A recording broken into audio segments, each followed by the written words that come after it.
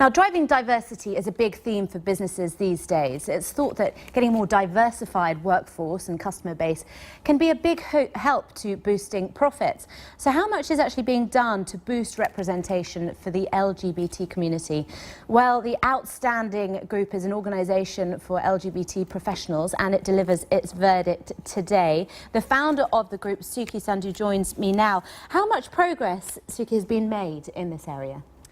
I think there's been considerable progress, and I think our lists have demonstrated that today, where we have the most global list with an Asian lesbian who's topped the executive list for the first time, which is amazing.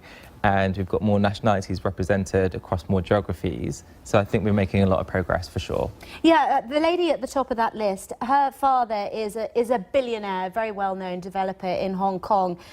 He offered millions, didn't he, to try and find his daughter a husband. But, you know, for ordinary individuals facing issues like this in the workplace, you know, how relevant are role models like that? I think role models are incredibly important. You have to be able to see people like you to be inspired, and it's one of the reasons why we have the list. And even Gigi herself, I mean, she's in a country where it's not that progressive when it comes to LGBT rights, and one of the reasons she's #1 is because she stood up against her father in a region that isn't friendly, and she's actually being a role model herself, and she's set up her own LGBT charity. She's advocating LGBT rights. I mean, role models are incredibly important. Some people would argue that sexuality, regardless of preference, is not really an appropriate discussion to be having in any workplace. What would you say to that? I think it's not just about sexuality, I think it's about inclusion.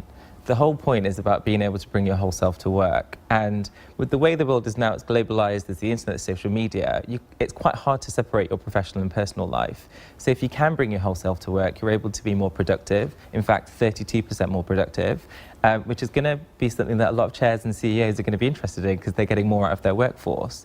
But we have to also remember that inclusion is the right thing to do. It's about allowing your employees to be themselves.